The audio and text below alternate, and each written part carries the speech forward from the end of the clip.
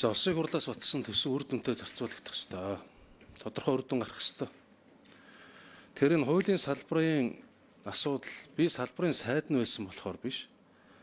Энэ салбарт ажиллаж өмгөөлөл хийж хүний эрх хамгаалж явсны хувьд төрийн байгууллагад нь ажиллаж шүүхийн ёс зүйн орны дарад байсны хувьд энэ салбарын талаар бас ойлгуулж өгөх гэж. Тухайлх юм бол нодон төсөв хилцэх үеэр албан агчтай орон тоотой холбоотой хасан нэмнэг бөө юмс. Тэр өндөр шийдвэр гүйцэтгэл ярьж байгаа. Хязгаарлалт тогтоох тасан сэргийлэх арга хэмжээ хэрэгжүүлдэг болсон. Энд чи камер хараа суух хүн, хянах хүн, зөрчил гаргуул очих хүн зөндөө бол оронтой хэрэгтэй.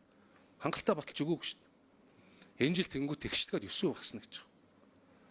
Гэтэл нодон тэр хилтэн амтай төсвөр чинь манай цагдаагийн байгууллага жишээлбэл эргүүл энэ машинаа нэмэгдүүлээд дуудлага мэдээлэлд хурдан очдог болсон. Энэ хүнд хэрэгтэй болсон юм. Ард түмэл хэрэг болж байгаа.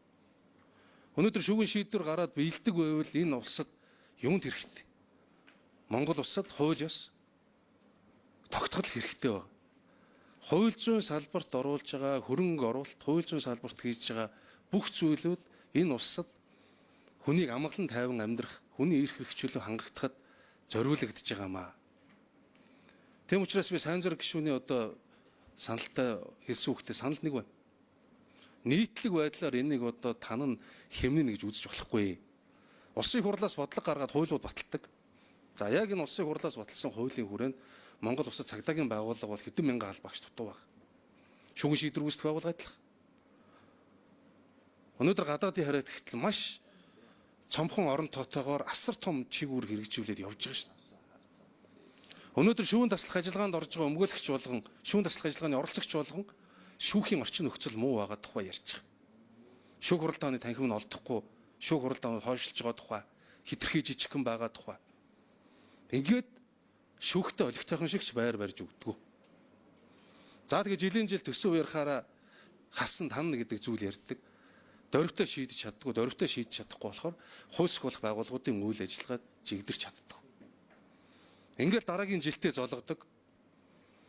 Тэгэл хэдэн байгууллагын дарга нар одоо манай төсөв ингээ батлуулчихмаа гэдээ өөрсдөө юм авж байгаа юм шиг ингээд явдаг. За тэгээ гişүүд нь хас танах болохоор за эндээс хасаад ханчаа, энэс авчия гэдэг юм ярьчдаг. Одоо жишээлбэл шүүх шинжилгээний байгууллага гэхэл өчнөө тоногдох хөрөмж бүсийн төвүүдийн барилгууд хэрэгтэй л байгаа шүү дээ.